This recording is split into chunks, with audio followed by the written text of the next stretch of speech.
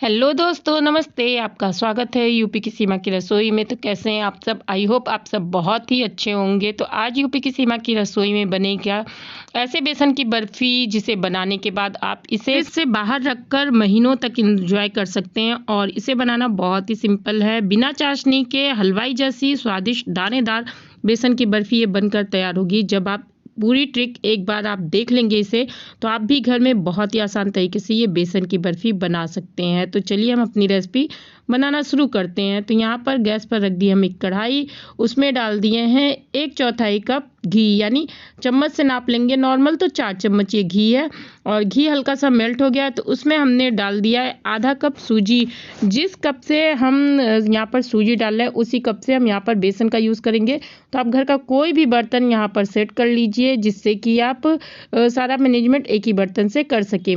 तो यहाँ पर सूजी को डालकर लो मीडियम गैस पर हम 2 मिनट चलाकर भून लेते हैं, क्योंकि सूजी थोड़ी सी मोटे दाने की है हमारी, तो भुनने में थोड़ा सा टाइम लगा, इसलिए हम सूजी को पहले डालकर भुने हैं। और फिर उसी कप से हम यहाँ पर 2 कप के लगभग हम यहाँ पर डाल देंगे बेसन। तो 1 कप अभी हमने डाल दिया। हल्का सा चलाने के बाद यहाँ पर अब हम डाल देंगे दूसरा कप बेसन का, और दूसरा कप हमने बेसन का डालकर अच्छे से अब लो मीडियम गैस पर ही बराबर चलाते हुए हम बेसन को भून कर तैयार करेंगे। तो यहाँ पर जब हम बर्फ़ी बना रहे हैं तो हमें यहाँ पर जो हमने सूजी और बेसन को डाला है उसे भूनने में बहुत ज़्यादा जल्दी नहीं करना है। जल्दबाजी बिल्कुल मत करिएगा। अगर आप लो मीडियम गैस पर इसे भून कर तैयार करेंगे तो बहुत ही स्वादिष्ट आपकी बेसन की बर्फ़ी ये बनकर तैयार होगी और बिल्कुल हलवाई जैसे दानेदार बनेगी।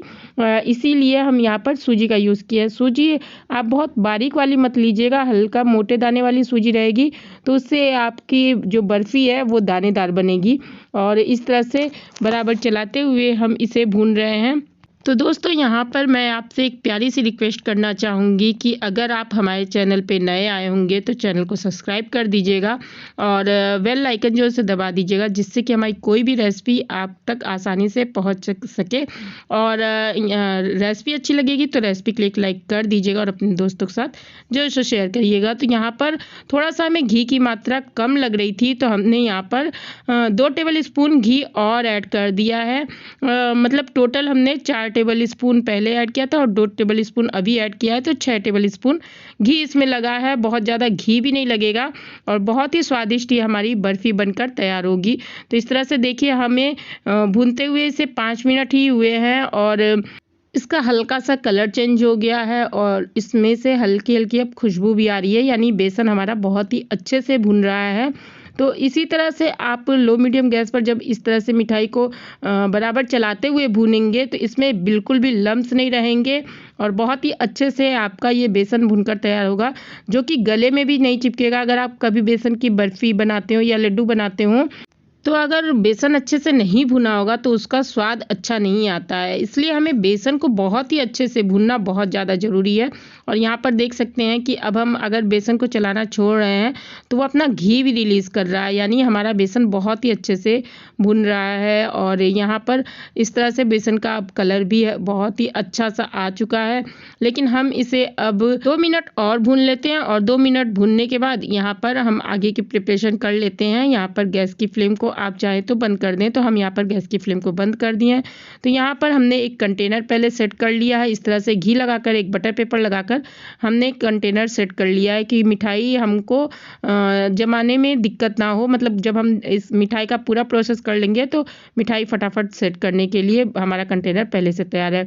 और यहाँ पर हमने ले लिया उसी कप से 1 कप चीनी और 4 इलायची, इसका पाउडर हमने बना लिया। और अब हम आ गए अपने फिर से गैस के पास। तो यहाँ पर देखिए हमने गैस की फ्लेम को ऑन कर दिया और गैस की फ्लेम को एकदम लो रखा है।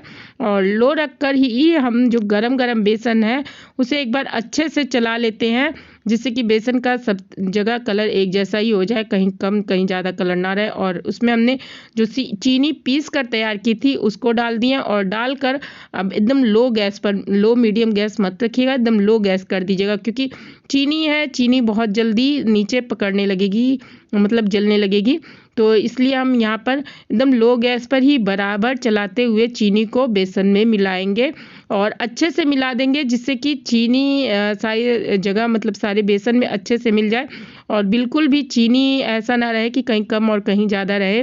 तो इस तरह से बराबर चलाते हुए अब जब चीनी को मिला लेंगे तो आप देखेंगे कि ये सेट होने लगा है। इस तरह से दबाते हुए हम जब इसको कर रहे हैं तो ये अच्छे से सेट होने लगा है।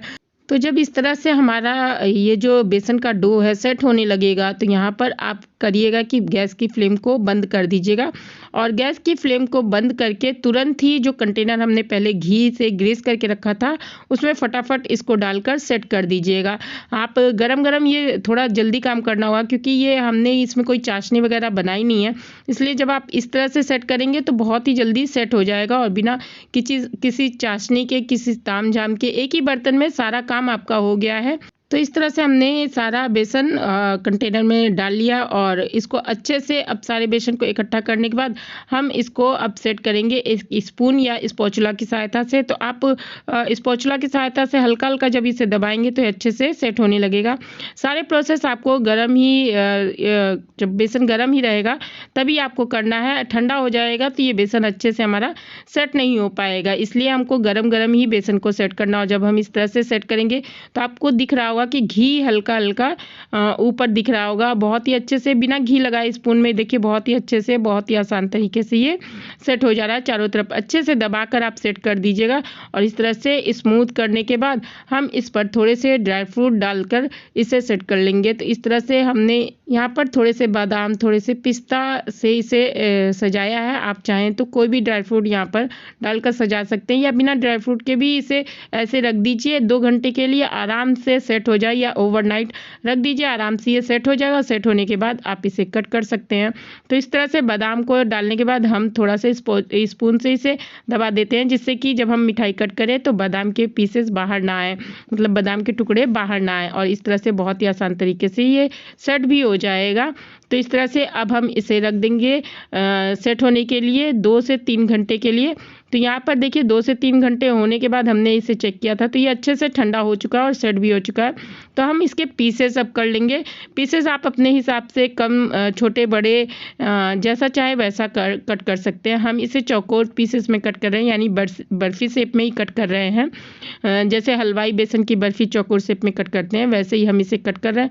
और कट करना देखिए कितने आसान तरीके से कट हो जा रहा है। बहुत ही स्वादिष्ट ये बर्फ़ी बनकर तैयार होती है। बहुत ही अच्छी सी खुशबू आ रही थी जब मैंने बेसन को भुना था, तो इससे पता चल जाता है कि आपकी बर्फ़ी कितनी अच्छी बनकर तैयार हुई। और ठंडा होने के बाद देखिए इसका कलर कितना अच्छा आया है बर्फ़ी का। तो इस तरह से आसान तरीके से आप बेसन की बर्फ़ी अपने घर में बनाकर तैयार कर सकते हैं। अब मैं आपको इसके पीस निकाल कर दिखाऊंगी।